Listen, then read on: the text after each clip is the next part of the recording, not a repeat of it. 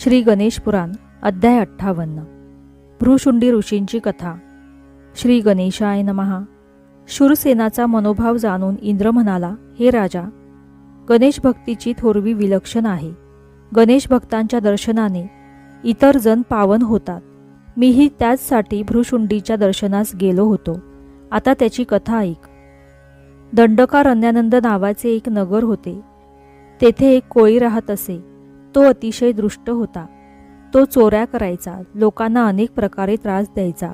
एके दिवशी संतप्त नागरिकांनी त्याला नगरातून हद्दपार केले। मग तो अरण्यात राहून वाटमाऱ्या करू लागला। बरीच संपत्ती मिळवून तो आपल्या परिवारासह चैनीत राहू लागला। एके दिवशी तो कोळी शिकारीसाठी अरण्यात गेला होता। श्वापदांच्या मागे धावून तो पुरता दमला। मग फिरत फिरत एका सरोवरापाशी आला। ते सरोवर गणेश तीर्थ म्हणून प्रसिद्ध होते। त्याने तेथे स्नान केले आणि तो माघारी वळला।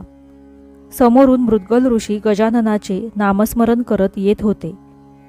त्यांचा वध करून चीज वस्तू लुबाडावी असा विचार करून त्याने खडग उपसले, तर काय आश्चर्य, त्याने उगारलेले खडग खाली गळून पडले। त्यावेळी ऋषींची सौम्य, शांत, तेजस्वी मुद्रा पाहून त्याच्या मनाला एक वेगळेच समाधान लाभले। त्याच्या अंतःकरणातील हिंसावृत्ती मावळली। मृगदलांनी त्याच्याकडे पाहून मंद स्मित केले। ते म्हणाले, अरे धीवरा, तू मला मारणार होतास ना, मग तुझे खडक खाली कसे पडले? ते ऐकून कोळ्याने मृगदलांचे पाय धरले। तो म्हणाला, हे विप्रा, मला क्षमा कर। मी अत्यंत पापी आहे। मी अनेक दुष्कर्मे केली आहेत, पण आज तुझ्या दर्शनाने माझे मन शांत झाले। माझ्या मनात वैराग्य उत्पन्न होणे हा गणेश तीर्थातील स्नानाचा आणि तुझ्या तपश्चर्येचा पुण्य प्रभाव आहे असे मला वाटते। यापुढे मी शस्त्र धरणार नाही, हिंसा करणार नाही, कोणालाही छळणार नाही। मी तुला शरण आहे, तू माझा उद्धार कर। धीवराची ती कळवळण्याची वाणी ऐकून मुग्दलाचे मन द्रवले। त्यांनी त्याच्याकडे कृपादृष्टीने पाहिले। आपला वरदहस्त त्याच्या मस्तकी ठेवला। आपल्या हातातील काठी तेथे जमिनीत रोवली आणि म्हणाली, धीवरा, तू गणेशाय नमः या षडाक्षरी मंत्राचा अहोरात्र जप कर। मी परतून येईपर्यंत किंवा या शुष्क काठीला पाणी येईपर्यंत तू तुझे जपानुष्ठान चालू ठेव, तुझे कल्याण होईल। धीवराने त्यांचे म्हणणे ऐकले। मृगदल ऋषी निघून गेल्यावर तो त्या काठी शेजारीच आसन घालून बसला। गुरुवचनांवर पूर्ण श्रद्धा ठेवून तो एकाग्र चित्ताने उपदिष्ट मंत्राचा जप करू लागला। हे अनुष्ठान 1000 वर्षे चालले होते। त्याच्या तपश्चर्येच्या पुण्यप्रभावाने काठीलाही अंकुर फुटला। त्याच्या स्वतःच्या अंगाभोवती वारूळ वाढले। त्यामधून गणेश मंत्राचा मंद ध्वनी ऐकू येत असे। कालांतराने मृद्गल ऋषी त्याच अरण्यातून अन्यत्र जात होते। त्यांना एकाएकी धीवराची आठवण झाली। शोध घेत ते काठी पुरलेल्या स्थानी आले। तिचे एका विस्तीर्ण वृक्षात रूपांतर झाले होते।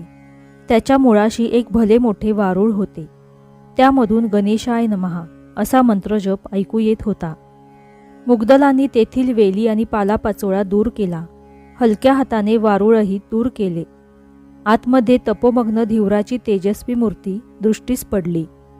मुग्दलांनी आपल्या कमंडलूतील अभिमंत्रित जल त्याच्यावर शिंपडले। त्यामुळे तो भानावर आला। त्याच्या मुखावर परमशांती विलसत होती। त्याच्या भुवयांमधून गणपतीसारखीच एक सोंड उत्पन्न झाली होती। हे त्याचे बदललेले स्वरूप पाहून मुग्दलांनाही मोठे आश्चर्य वाटले। धीवराने डोळे उघडले। समोर आपल्या गुरुदेवांना पाहून तो अतिशय आनंदित झाला। त्याने साश्रू नयनांनी त्यांना नमस्कार केला। भ्रूमध्यातून सोंड निघाली म्हणून त्यांनी धीवराचे भृशुंडी असे नाव ठेवले। ते म्हणाले, वत्सा, तुझ्या तपश्चर्येने मी अगदी संतुष्ट झालो आहे। गणेशाची आराधना करताना तूही गणेश स्वरूपच झाला आहेस। तू सर्व देवांना आणि गंधर्वांना पूजनीय होशील। तुझ्या दर्शनाने जीवमात्रांच्या इच्छा पूर्ण होतील। भृशुंडीला आशीर्वाद देऊन मुग्दल ऋषी मार्गस्थ झाले। मग तो तेथेच आश्रम बांधून राहू लागला। त्याने पुन्हा तपश्चर्या आरंभली। अशी 100 वर्षे लोटली। त्याच्या आराधनेने प्रसन्न झालेल्या गणपतीने त्याला प्रत्यक्ष दर्शन दिले।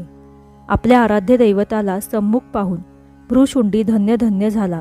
गणपतीने त्याला आशीर्वाद दिला तो म्हणाला, हे मुने, या ठिकाणी माझ्या मूर्तीची प्राणप्रतिष्ठा करून तू 100 वर्षे उत्कट तपश्चर्या केली आहेस.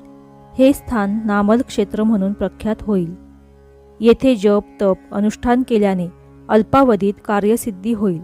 येथील माझ्या मूर्तीच्या दर्शनाने भाविकांना मोक्ष मिळेल. इंद्राने शूरसेन राजाला ही कथा सांगितली. त्यामुळे त्याला मोठे समाधान वाटले. तो विनम्रतेने म्हणाला, हे देवेंद्रा, तुमचे विमान येथे जमिनीवर उतरले आहे. त्याने पुन्हा आकाशात उड्डाण केले पाहिजे. त्यासाठी मला काय करता येईल? इंद्र म्हणाला, हे राजा, तुझ्या राज्यात कोणी ब्राह्मण संकष्टी चतुर्थीचे व्रत करीत असेल तर त्याला येथे बोलावून घे. त्याने चतुर्थी व्रताचे 1 वर्षाचे पुण्य अर्पण केले तरच हे विमान पुन्हा उडेल. हे ऐकून शूरसेनाला मोठे नवल वाटले. तो म्हणाला, देवराज, संकष्टी चतुर्थी व्रताचे एवढे महात्म्य असेल तर त्याविषयी जाणून घेणे मला नक्की आवडेल. आपण माझ्यावर कृपा करा.